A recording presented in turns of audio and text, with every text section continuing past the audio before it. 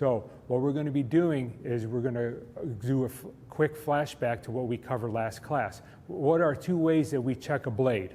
Visual examination. Exactly, correct. So ring test? Ring test. By just hitting like that, you could hear the ringing. What happens before you can operate any saw or any power tool? You got to be instructed. Instructed, correct. And also read the manuals. Exactly. You want to read the manuals. Okay. What must accompany a saw if you're going to lend it out to anybody? You must accompany the owner's manual. Owner's manual, absolutely right. So why do we use water to cut masonry units? To eliminate the dust. Correct. Excellent. To cool the blade. Excellent. Yes, you don't want the blade to get overheated. Great. So when you're finished today, you're going to learn how to cut an electrical box into a block. And then we're going to cut a radius into a block also. So training requirements. Operator must always be trained prior to operating. Review the owner's manual prior to cutting. Remember, any tool capable of cutting steel or concrete can definitely injure you. So we're going to be wearing chaps today, and we're going to be using this outside when we're cutting. Do we need to wear chaps? Yes, we do. It's to protect our legs. Also, too, government facilities and also, too, some contractors are requiring that you guys wear chaps to protect your legs. So these are our cutting exercises right here. We have a 2-inch cut by 4 inches, and we have a pipe that's going to go in. So in this drawing right here, we trace out a metal electrical box in a block. This will give you the actual size of the box. Notice that you have to cut inside of the line. We will be using a marker. So Why do we have to use a marker, not a pencil? The marker will not evaporate if the water hits it. Okay? If we use a pencil, the pencil will erase. Great question. So what we're going to do with the pipe, we're going to trace out the pipe just like we did the electrical box. This will give you the actual size of the pipe. So keeping the blade 90 degrees to the block. This part right here should be 90 degrees to the block. Keep the handle flat, the block, to produce a 90-degree cut, and your hand must grip the handle correctly to prevent kickbacks. What if my back is sore? Can I rest my elbow against my leg as I cut? No, you can't, because what happens is it could come back and kick back and hit you right in the face. You want to try to keep your arm straight. So notice here with the electrical box, the gas saw is at a full run, the water's on, and I'm cutting in.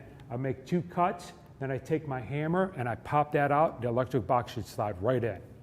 For the cutting in a pipe, you want to make the relief cuts to the line. Keep the cuts within a 1/4 inch to 1/2 inch. Can I go for it? Can I go over a 1/2 inch for a radius cut? You shouldn't, because what happens is it makes the jagged edges, it's harder to clean up, it takes a lot longer. If you can keep it tighter, it'll work a lot better. So with the relief cuts in the radius, remove the access block with the hammer. Next step is to use the saw blade to remove the jagged edges. So right here, I call it a fan cut. So you're just using the tip of the blade. With the saw running, take the blade and gently use the blade to remove the jagged edges. Check the opening with the pipe as the pipe template to make sure that it fits in perfectly. So what was explained in this PowerPoint presentation is how to cut an electrical box into a block and review the steps of cutting a radius for a small pipe. Is there any questions? Okay, great. Okay, that concludes our PowerPoint presentation. So what you guys need to do is grab your PPEs, your gloves, your glasses, your hearing protection, your hard hat. We're going to take the training outside, and you guys will be observed and graded. So grab your stuff. Let's go.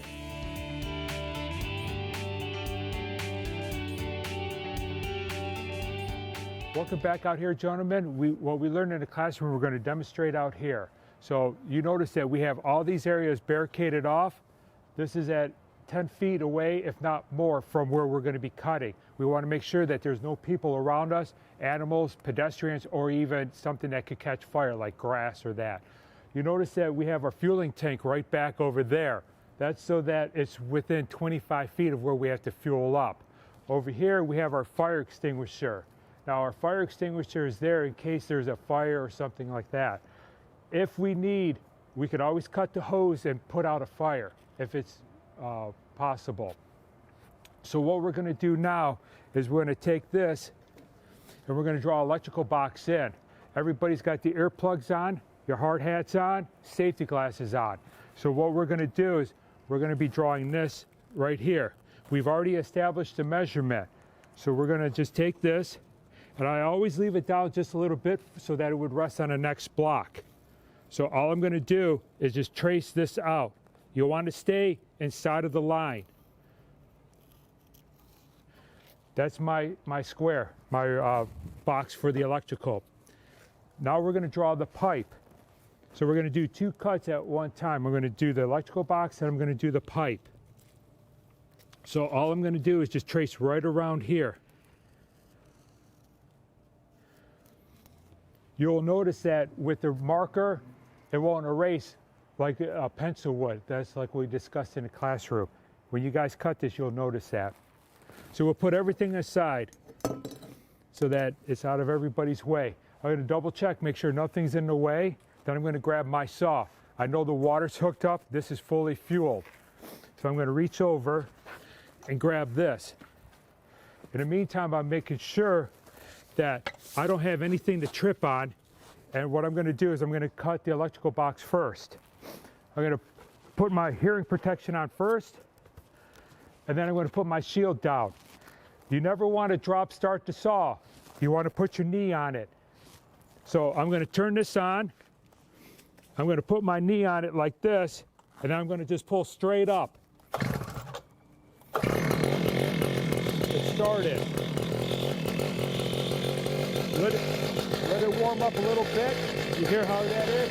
Then give it a little bit of a gas.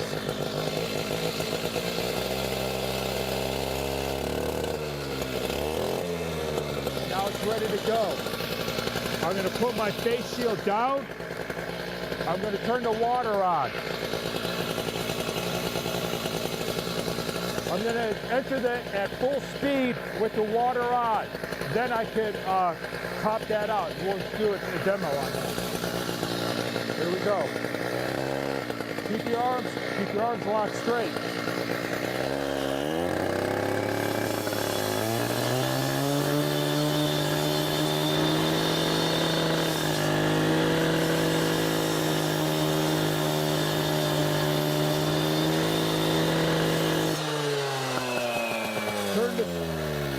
Turn the saw off, let that run. The water will slow it down, but also cool it as it's slowing down. Then I would turn it off, take your hammer, give it a little pop. Put this aside so you don't trip over it. And now the electrical box should fit in there perfectly. Just take that little booger out, and there you go. So what we're gonna do now is that we've already cut that electrical box, everything fit perfectly. So now what we're gonna do is cut out the radius pipe. We're gonna make relief cuts, and then we're gonna take the hammer, pop that out, and then take this blade, and we're gonna fan cut it so that it relieves any of the jagged edges. So it's a nice tight fit. Same thing as before. You wanna put your knee on it. You never wanna drop start this. Start it up like that. Give it a little bit of gas. Turn the water on. Get a good stance.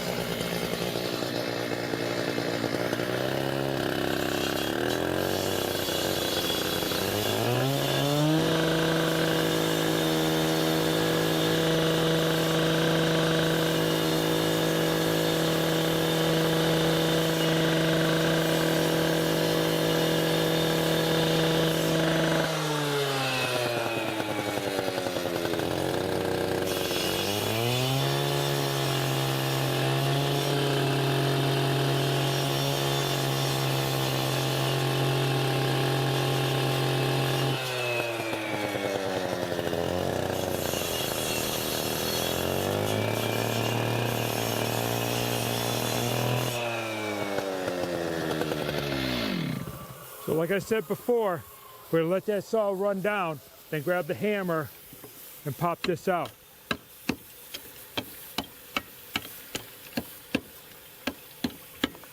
Move any debris, and then we're gonna start it again.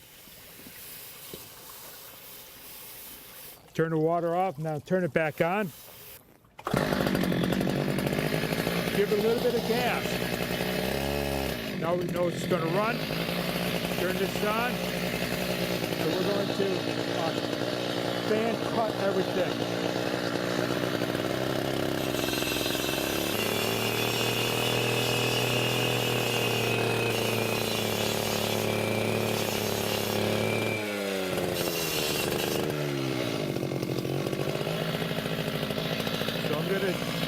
turn this off. Let the water slow the blade down till it stops. Turn the water off. Then I'm going to check to make sure that the pipe fits. So now that the pipe is in, there to go like that. Make sure all the debris is away.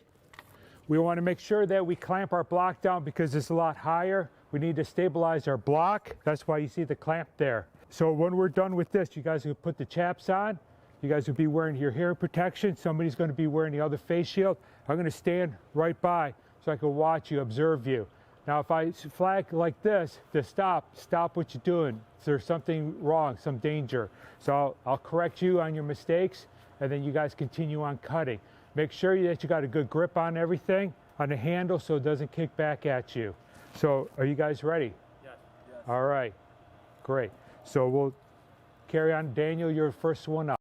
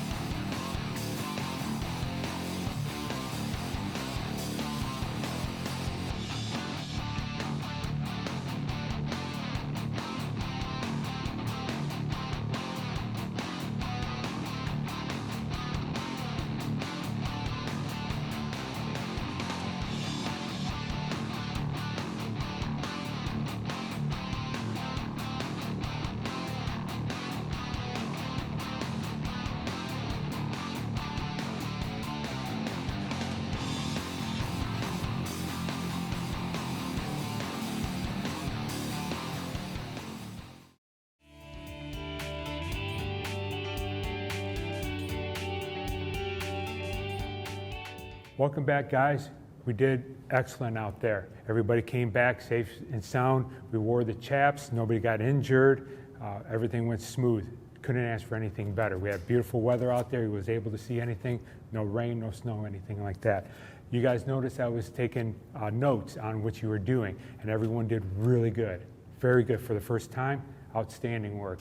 We cover the last class, we covered the straight cut, which is basically what you guys would be doing. Now we went into something more advanced, electrical box, and we also went into a pipe. Now, we all run into trouble. You know, I even run into trouble too. Sometimes the saw will bind up, it'll kind of kick. We didn't have that out there. It went really good. You guys took your time, and a lot of times you just take a breath, kind of go in there slow. We're not looking for you guys to build up speed yet. Right now is be sure and it's accurate. That's all that matters, and safety. Now, you guys did outstanding. So as I checked out everything, you know, I went through each and every one of you guys, and very good. We covered the layout measurements. Every one of you guys did that, and you guys are really my master students, taking that, measuring and making sure everything is right. Now starting the gas saw, everyone did great. Nobody drop started. I was thinking somebody might forget and drop start. What would happen if we drop start the saw? You don't want to cause injury towards yourself or anyone. Correct, excellent. You could lose control over that. Yes, exactly right. So we did start the saw properly with no drop start. There was sometimes they would hesitate, sometimes it might get flooded or that. If that happens, make sure that you let a service person look at it, maybe your foreman or so. But you guys started the gas saw properly. So water, prior to starting the saw, we checked the water before it was on, that it was on. All the connection was right, there was no leaks. Nothing is worse than having leaks spray up on you. So everything was a nice fit, tight, so there was no leaking of the water. So the saw was at full throttle before the start of the cut. Yes, as you guys started that up, you guys were revving it really hard, getting it into there, and made the cut. It makes the cut a lot easier and it prevents the kickback from happening. So cutting 90 degrees to the block, you guys did that perfectly. You guys kept that handle nice and flat to the block or to the concrete. We also too, because we're getting older and we want to make that a lot more comfortable, we used a C-clamp to C-clamp that block to prevent that from falling on us. You need to always think of safety first. You never want to take chances because, like I said in the previous slides, that if that blade can cut metal or concrete, it's more than likely it's going to injure you or kill you.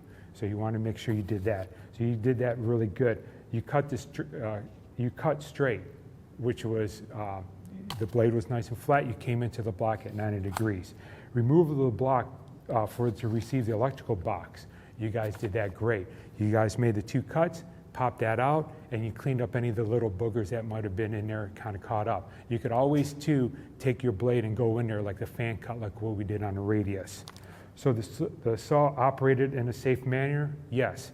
You guys had proper hand control, the full throttle. You had a great stance, just like we covered in the previous class before with the saw safety and cutting that. You always want to have a good stance to prevent that saw from kicking back or for you to trip over something. You always want to make sure your surrounding is nice and clean. So operator and control of the saw when it was turned off. Yes, you guys used the saw. When you turned it off, it idled down. What I use is I let the water run. The water runs, keeps the blade cool. It also slows the blade down quicker than just turning the water off and turning that off. So is there any questions? No. Excellent. So you guys did a great job. I think you guys passed with 100%. The more we practice with this, the better you guys are going to get. But don't let yourself get complacent that you've done this before. Always think of what could happen and to prevent any injuries from happening to yourself. Always look for your surrounding. What are some of the things that we need to do? Have a fire extinguisher. Fire extinguisher, correct. Anybody else? Close off your work area. How far do we want to prevent anybody from entering the area? Maybe 10 feet. 10 feet, yes. A minimum of 10 feet, yes. You want to make sure there's nothing around you because of what? Pedestrians, people walking around. Also, too, fire. You don't want any gas, sparks to go where it could be grass and start a fire. How far should a fire extinguisher be? At least 15 feet. 10 to 15 feet, yes. So what about the fuel? Where should we keep the fuel? 20 to 25 feet away from that. Now, if there is a fire that breaks out and you can't get to the fire extinguisher, you could always cut the hose and use that to put out a fire. So I appreciate it, guys. Thank you. Thank you. Very good.